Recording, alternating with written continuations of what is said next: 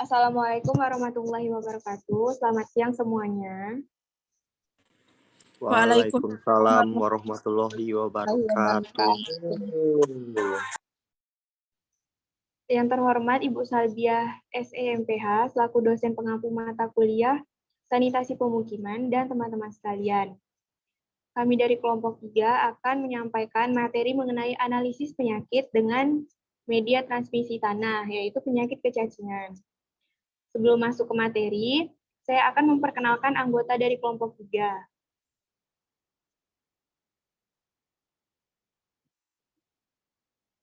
Anggota dari kelompok 3 yaitu ada Atisiana Asifa, Linda Octavia Risanti, Hilaria Della Metiasari, Husnul Fatimah, Melinardi Felix, Mulhima Fitriani, Mutia, dan Tiara Anita Quasimodo Geniti Manalu. Adapun materi yang akan dibahas pada presentasi kali ini yaitu yang pertama, analisis patogenesis penyakit berdasarkan teori simpul. Yang kedua, ada faktor-faktor pengaruh munculnya kasus. Yang ketiga, ada perbandingan antara kasus dan faktor pengaruhnya di masing-masing wilayah. Dan yang keempat, ada solusi pengendaliannya.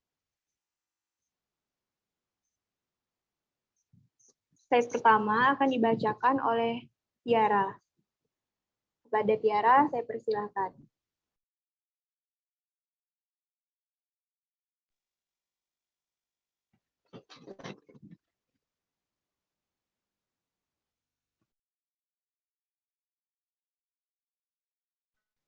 A. Analisis patogenesis penyakit berdasarkan teori simpul.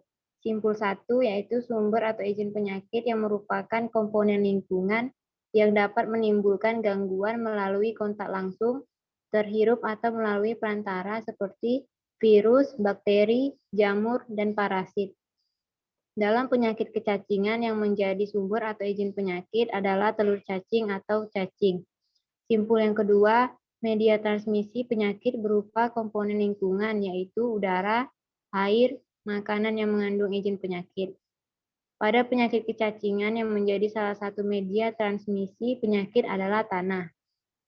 Simpul yang ketiga adalah perilaku pemajanan.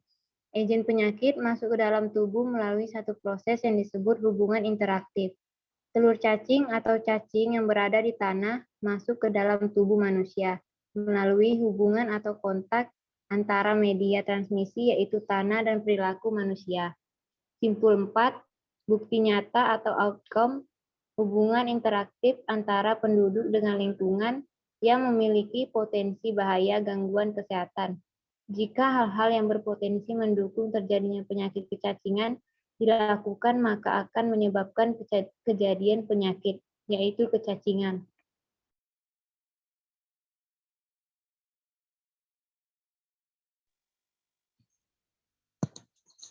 Slide selanjutnya akan dibacakan oleh Della. Kepada Della dipersilakan. Faktor-faktor pengaruh munculnya kasus. Yang pertama, faktor perilaku. A. Tidak memotong dan membersihkan kuku. B. Tidak sering mencuci tangan dapat menyebabkan infeksi cacingan. C. Tidak menggunakan alas kaki. Yang kedua, ada faktor lingkungan. Faktor lain yaitu faktor sanitasi air. Oleh karena itu, sumber air yang kita gunakan dalam kehidupan sehari-hari, terutama air yang untuk dikonsumsi harus terbebas bakteri. Dan air yang tersedia memenuhi syarat fisik yaitu tidak berwarna, tidak berasa, tidak berbau. Feses hasil buang air besar sembarangan atau BABS yang mengandung telur cacing akan mencemari tanah. Yang ketiga, faktor sanitasi makanan. Perilaku makanan dalam kehidupan sehari-hari yang dapat menyebabkan penularan infeksi cacingan. Misalnya, mengkonsumsi makanan secara mentah atau setengah matang berupa ikan, daging, sayuran, serta penyajian makanan yang dibeli pun harus memenuhi syarat sanitasi, yaitu bebas dari kontaminasi.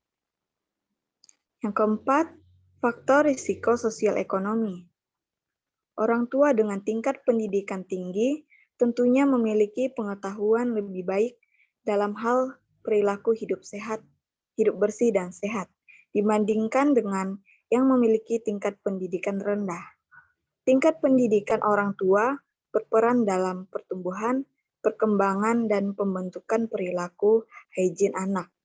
Walaupun orang tua memiliki tingkat pendidikan yang rendah, namun bila mendapat pengetahuan dan pelatihan tentang kesehatan dan sanitasi dari penyuluhan dari puskesmas atau dinas kesehatan, dapat memperbaiki dan meningkatkan status kesehatan keluarga. Slide selanjutnya akan dibacakan oleh Afisiana Asifa.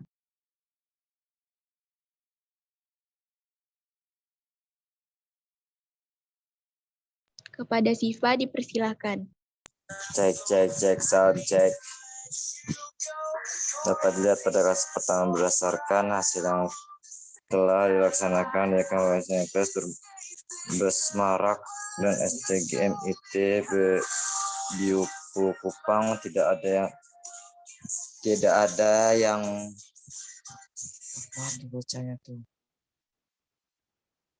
terinfeksi cacing. Hal ini disebabkan oleh beberapa faktor, diantaranya ialah dari lingkungan dan pola hidup masyarakat sekitar lingkungan SDMPS Besmarak dan SDGMIT Biupu Kupang. Para siswa telah diajarkan bagaimana kebiasaan mencuci tangan. Pihak sekolah menyediakan tempat untuk mencuci tangan di depan pintu kelas dan pihak puskesmas sebulan sebelumnya juga sudah memberikan obat kecacingan kepada setiap siswa. Pada kasus yang kedua yang terjadi di Kota Makassar menunjukkan berdasarkan tabel 1 terlihat bahwa untuk status infeksi kecacingan pada anak positif paling banyak terdapat pada umur 10 tahun sebanyak 6 anak, 17,6%. Jenis kelamin yang paling banyak dengan status positif terinfeksi cacingan adalah laki-laki sebanyak 8 anak, 22%, atau 22,39%. Sedangkan klasifikasi wilayah yang paling banyak berdasarkan status infeksi kecacingan positif terdapat pada daerah pesisir sebanyak 10 anak, 23,3%. Berdasarkan tabel 2 terlihat bahwa status infeksi kecacingan positif pada asupan vitamin B12 kurang sebanyak 2 anak, 14,3%, dan untuk asupan vitamin B12 cukup sebanyak 12 anak, 85,7%. Untuk status infeksi kecacingan positif pada asupan vitamin C kurang sebanyak 14 anak, 100%. Dan untuk asupan seng cukup sebanyak 0 anak, 0%.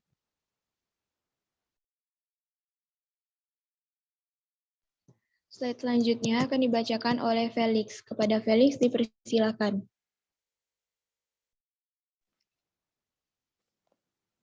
Faktor pengaruh di masing-masing wilayah. Faktor yang pertama, berdasarkan hasil pemeriksaan di SD Impres Besmarak dan SD GMIT Biupu Kupang, dari 52 siswa di SD GMIT Biupu Kupang dan 73 siswa di SD Impres Besmarak, tidak terdapat adanya telur cacing dari feses yang dikumpulkan. Hal ini dikarenakan sebulan sebelumnya para siswa telah diberikan obat kecacingan dari pihak puskesmas. Kegiatan selanjutnya yang dilakukan adalah sesi tentang kecacingan dan cara mencuci tangan yang baik. Faktor yang kedua, pada kasus yang terjadi pada anak usia sekolah dasar yang ada di Makassar, yaitu sesuai dengan observasi ditemukannya bahwa anak laki-laki lebih banyak bermain di luar rumah dan bersentuhan langsung dengan tanah, sedangkan anak perempuan lebih sering bermain di dalam rumah, misalnya permainan boneka dan lain-lain. Hal ini bisa menjadi faktor sehingga dari hasil penelitian ditemukan lebih banyak anak laki-laki yang positif terinfeksi kecacingan.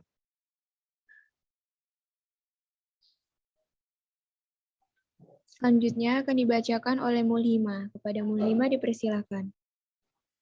Yang ketiga, dari hasil yang didapatkan bahwa seseorang mengalami kecacingan namun tetap dengan asupan vitamin B12 yang cukup dikarenakan dari faktor-faktor lain seperti ketersediaan bahan pangan.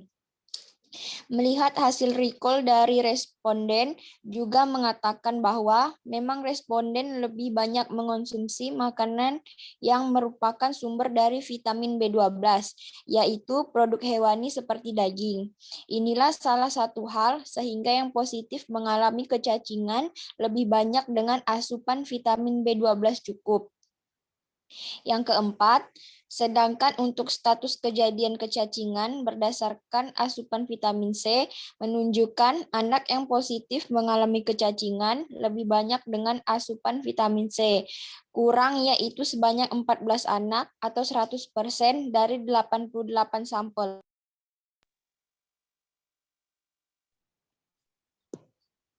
Selanjutnya akan dibacakan oleh Fatimah. Kepada Fatimah dipersilahkan. Solusi pengendalian. 1. Metode. Metode yang digunakan kepada masyarakat yaitu melakukan penyuluhan kecacingan, pelatihan hygiene 7 langkah cuci tangan untuk pencegahan kecacingan, pemeriksaan kecacingan, HB, dan golongan darah pada anak-anak yang rentan terinfeksi dan juga kepada orang tua. Selain itu, penyuluhan tersebut juga harus memuat materi tentang cara pengendalian dan pengobatan penyakit cacingan. 2. Pelaku pengendalian. Melalui program yang dicanangkan pemerintah dalam upaya pencegahan cacingan di kalangan anak sekolah, maka keterlibatan institusi pendidikan perlu memperhatikan keberadaan lingkungan sekolah, terutama pengadaan jamban sehat sesuai kebutuhan sekolah, penyediaan air bersih, kantin sekolah, dan tetap membudayakan pelaku hidup bersih dan sehat atau PHBS. 3. Sasaran. Sasaran edukasi kecacingan adalah anak sekolah dasar atau anak dengan rentang usia 6-12 tahun, di mana mereka adalah kelompok usia yang rentan terhadap infeksi cacing.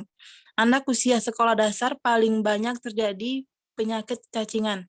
Kondisi ini disebabkan anak-anak senang bermain di tanah. Mereka senang berinteraksi dengan teman mereka, berbagai permainan, pelukan, dan banyak hal lain yang sering dilakukan anak dalam perkembangan sosialnya.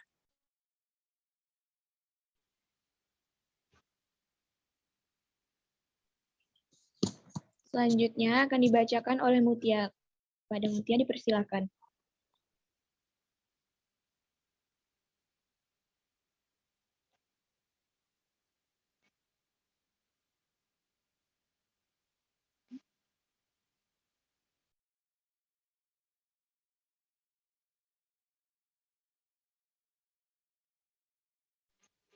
Solusi pengendalian. 7. Metode.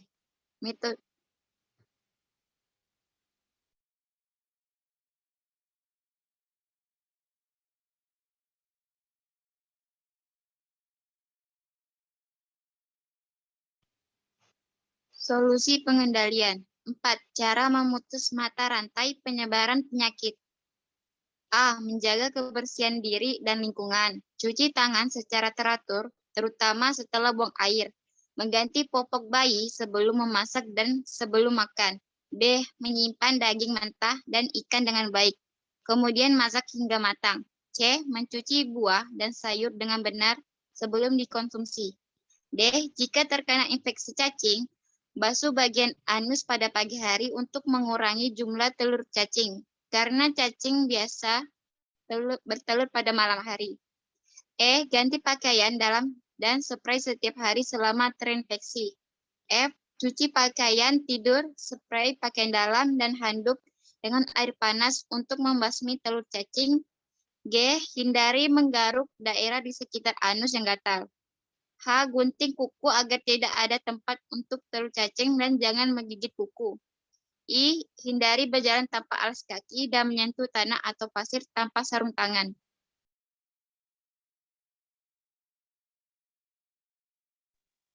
Selanjutnya akan dibacakan oleh Mulhima. Kepada Mulhima dipersilakan.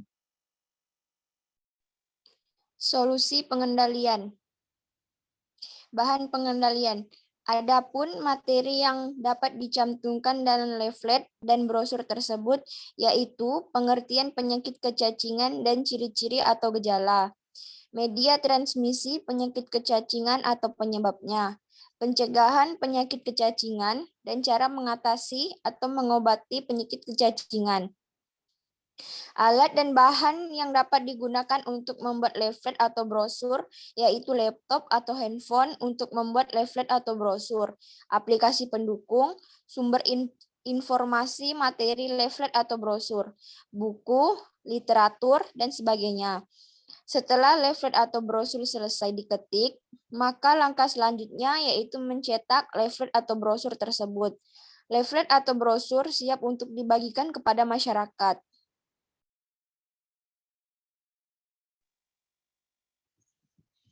Kesimpulan dari presentasi kali ini yaitu kecacingan atau cacingan adalah infeksi cacing parasit usus dari golongan nematoda usus yang ditularkan melalui tanah atau disebut dengan soil transmitted helminth atau STH. Banyak faktor yang mempengaruhi timbulnya kasus cacingan, seperti faktor perilaku, faktor lingkungan, faktor sosial, dan ekonomi.